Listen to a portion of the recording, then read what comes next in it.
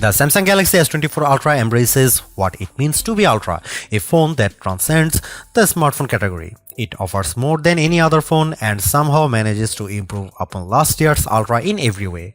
The Galaxy S24 Ultra has better battery life, faster performance, and even better cameras, so you will also pay a bit more for the improvements. The new AI features are the only things that can slow this phone down, except for Samsung's aging and terrible software, which buries every exciting thing under layers upon layers of settings and menus. When you see the Ultra in action, it's worth the price, and some features are downright magical, but there's more room than ever for improvement at the top. The Samsung Galaxy S24 Ultra is more expensive at launch than last year's Ultra, and the difference is going to hurt more. The Galaxy S23 Ultra was already packed with features, and there's nothing so big and new in the Galaxy S24 Ultra. It just got a little bit better in a lot of ways. The real value could come down the road thanks to Samsung's promise to deliver 7 years of major Android and security updates.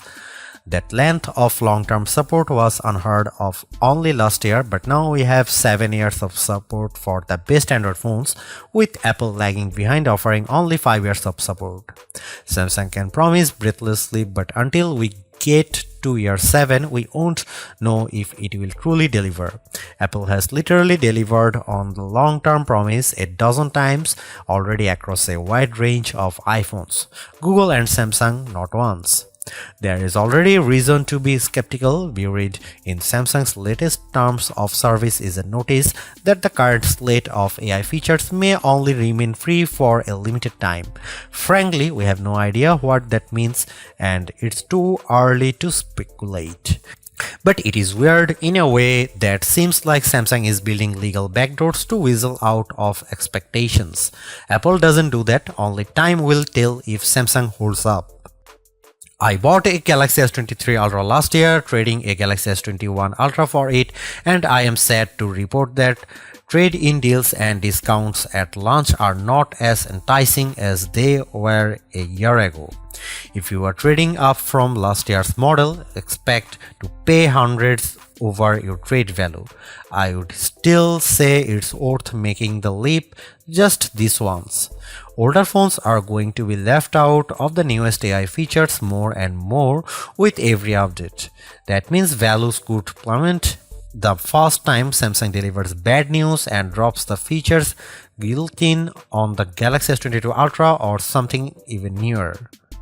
Is this phone worth such a high price? If you are asking that question, you are viewing wrong review.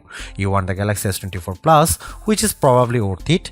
This is the Ultra, this is the extreme phone, the one that does what no other phone can do. You can't put a normal price tag on Ultra, it doesn't fit. The Galaxy S24 Ultra is indistinguishable from the Galaxy S23 Ultra, which doesn't mean there are no differences, but rather the changes are inconsequential. The speaker grills are different, the microphones moved a bit, but mostly the new phone looks like the old phone. That's too bad, because while Samsung's Ultra phone oozes a certain refinement, it isn't very interesting at a glance. A deeper inspection is rewarding. The black glass is layers upon layers of metallic paint, which gives the phone an eerie depth, especially in the ghostly natural grey titanium finish. The violet finish is my favorite, with a great contrast against the polished metal. Samsung pays great attention to detail when it comes to color, materials, and finish. Each color has a subtly hued frame that complements the new Gorilla Glass armor back.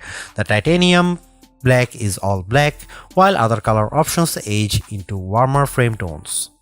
Apple fans like to point out of the symmetry of their phone as a pinnacle of its design. Frankly, Samsung is more smart than symmetrical. I prefer having power and volume buttons on the same side. It means I don't fill my photo gallery with accidental screenshots every time I grab my phone.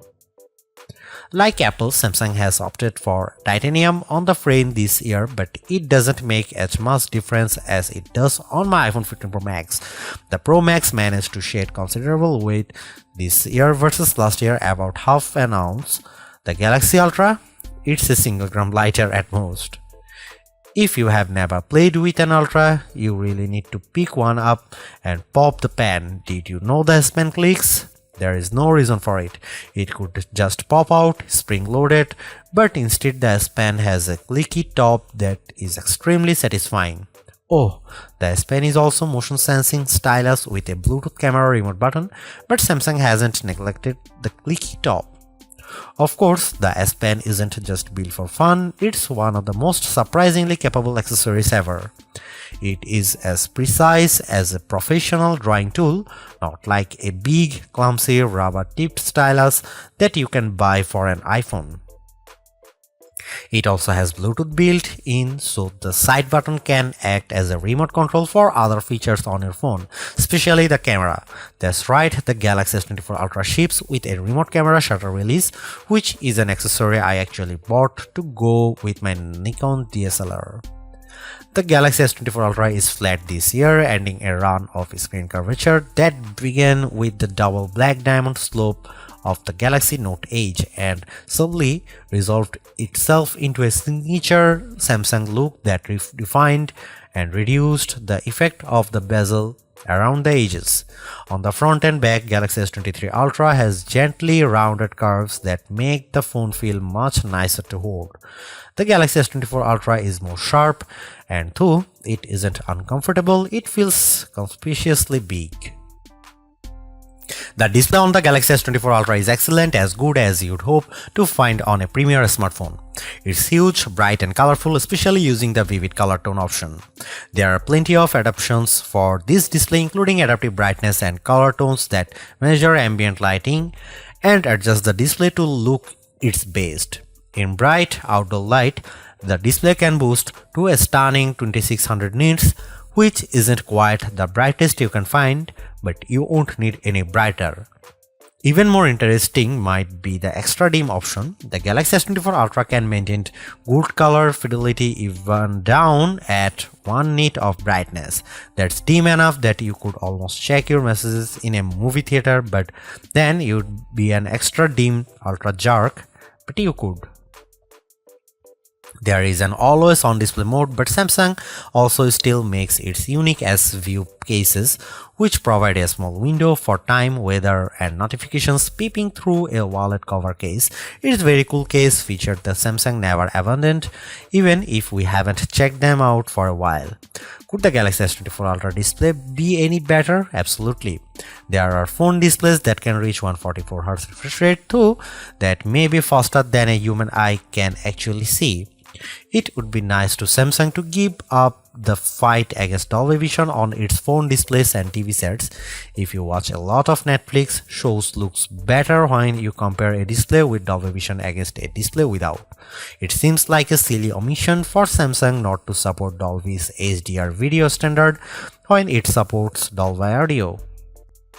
It has become abundantly clear that Samsung is focused entirely on hardware and has no interest in improving its software. The software on the Galaxy S24 Ultra is terrible and One UI is becoming unusable. Even the simplest features are bogged down with options and menus, and Samsung can't seem to make a single decision about what's best for its users. I am going to give Samsung a year to fix its software problems, though I suspect it will take 2 years or more to dig out of the current mess. Everything that was wrong with Samsung software has gotten worse, and the problems infect every new edition like a disease. The Galaxy S24 Ultra is loaded with features, but where do you find them? Where do you find the new AI translation tools or set up the AI feature that rewrites your text messages? Where do you turn an AI to edit photos or AI to summarize a web page? All in the same place, sadly. All of the new Samsung Galaxy AI features are buried in settings, and they are not at the surface. There are 22 different options in the settings menu. Option 16 of 22 is advanced features. Tap on this, you will find advanced intelligence, which isn't actually what AI standards for, is it? In any case, that's where Samsung has hidden all the cool new features for its flagship smartphone under the 16th setting option, 3 layers down. I have talked to Samsung about this and they recognize that it's a problem. Features are hidden, everything gets buried in settings as if that is a place we expect to find features as disparate as wireless power sharing, parental controls for children, and always on display widgets. In a feeble attempt to inform users about everything the phone can do, the Galaxy S24 Ultra will occasionally bubble up messages and suggestions for things to try. Sadly, Samsung phones are overloaded with messages and suggestions. Galaxy phones will infamously serve you an advertisement on your brand new Galaxy phone, imploring you to buy that brand new Galaxy phone. That's not how you educate people. Take it from me, a former high school teacher, if you simply tell your users about a new feature once you haven't taught them to use it. Samsung needs to take a big step back and figure out how to encourage users to try features they will enjoy. Samsung also needs to remove the features that aren't being used and hide the ones that don't need to be visible. As for the new AI features, they are a mixed bag of amazing magic and useless doggerel. If you get a chance to use the AI translation on a phone call, it's like science fiction.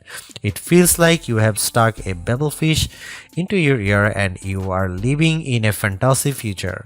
Samsung could write "Don't panic" on the phone and ship it with a towel. Other AI features are useful, but only to a point. The AI writing style feature can adapt your text messages to a variety of different styles, including a professional tone and more playful messages, replete with emojis and hashtags. In practice, the differences were not very useful, and I mostly just stuck with what I had written. Samsung also overpromised on this feature. I distinctly remember reps saying the phone would convert my words to Shakespeare, but I have seen nothing like this on my S24 Ultra. These writing style and translation features are built into the Samsung keyboard, so they work across multiple apps. Unfortunately, Samsung has utterly broken its software keyboard during my test period. I had some of the worst trouble with autocorrect and an on-screen keyboard that I have ever had. The keyboard would often capitalize words in the middle of a sentence for no reason, even worse. It would autocorrect partial words and automatically insert some nonsensical phrase or string of characters into my typing. While typing contractions, most keyboards are smart enough to insert the apostrophe, but on the Samsung keyboard, the autocorrect tried to insert whole new words after my contraction. It was making up content out of context, and it was completely wrong. When I went back to change the error, the keyboard was quite unfriendly.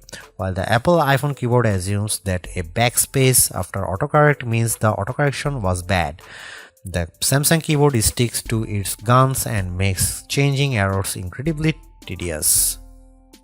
I suspect that if I am diligent with the Samsung keyboard and I keep correcting all of its elementary errors, I will eventually teach to it right properly. I don't have time for this. I'm not sure how Samsung broke its keyboard so badly, but it's terrible and needs an immediate update. Some of the AI features that carried over from the Google Pixel 8 family have turned out to be a disappointment as well. Samsung promised that its voice recorder app would offer transcripts and summaries just like the recorder app on the Google Pixel. In practice, Samsung's app is not as advanced or useful as the Pixel version. It's slower, less accurate, and does not provide a live transcription of the conversation as it happens. The Galaxy S23 Ultra was our overall best camera phone of last year, so rumors that Samsung would be dropping the optical zoom from 10x to 5x set off a flurry of concern. The 10x zoom was the standout feature on the Galaxy S23 Ultra. Aside from the 200 megapixel sensor, the two zoom lenses, the 100x digital astrophotography, the AI image enhancements, and everything else the phone could do. Still, it's odd for Samsung to take a step backwards, especially where specs are concerned. Let's start with the Galaxy S24 Ultra's 5x zoom lens. Samsung has not taken a step backwards, more a step sideways. The Galaxy S24 Ultra still has the best zoom camera you can find on a smartphone. It's better than the Galaxy S23 Ultra's 10x zoom, and it's much better than the 5x zoom you will find on the iPhone 15 Pro Max most of the time, like when you are really using the zoom to its full extent. When you zoom in to 10x or even 100x, the Galaxy S24 Ultra produces images with better color and much better dynamic range than the Galaxy S23 Ultra. Where the older camera made images look flat, you will see more depth and shadow with the Galaxy S24 Ultra. What you won't see is plenty of detail. Samsung has sacrificed the fine details in images for better overall quality. It's good trade. Those 10x and 100x zoom images from the S23 Ultra look terrible. Sure, you could make out some details, but they are mixed with noise and blur like a virtual chopped salad. On the Galaxy S24 Ultra, you won't see as much, but you will be happier sharing those photos because they actually look like good pictures rather than police evidence. Check out some camera sample from Galaxy S24 Ultra and some comparison between Galaxy S24 Ultra, S23 Ultra or iPhone 15 Pro Max.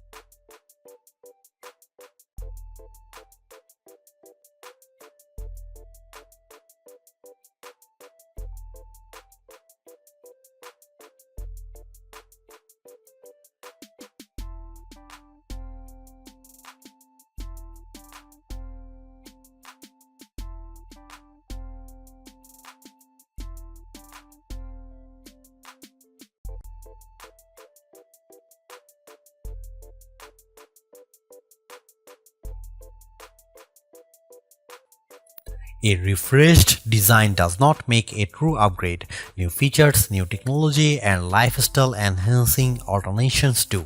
And the Samsung Galaxy S24 Ultra has all of these along with seemingly every other features or specification bump you could want from a new phone. Not only is it worth buying if you don't already own a Galaxy Ultra phone, I'd even say it's worth buying if you have a Galaxy S23 Ultra. It's really that good. Obviously, you don't need to upgrade your Galaxy S23 Ultra, but it's heartening to discover Samsung hasn't just sent out a vogue refresh of its most expensive non-folding phone this year, which is really what it did with the Galaxy Z Fold 5 over the Galaxy Z Fold 4. The Galaxy AI stuff is being pushed hard, and while some of it is worth your time, it's not a reason to choose the Galaxy S24 Ultra on its own. It's a combination of all its parts, from the amazing battery life to the genuinely improved camera, that makes it a must-buy. Although I say it's even worth an upgrade from the year-old Galaxy S23 Ultra, I do think you should mostly go into the Galaxy S24 Ultra with the intention of keeping it for years. Quite apart from Samsung's efforts to use more recycled materials, the software update commitment, the sheer ability of the device, and the price bump all shout, keep me in Honestly, I don't think you will tire of the Galaxy S24 Ultra or reach its full potential anytime soon. Buy it and keep hold of it, as you simply can't do much better. Thanks for watching. See you in the next one.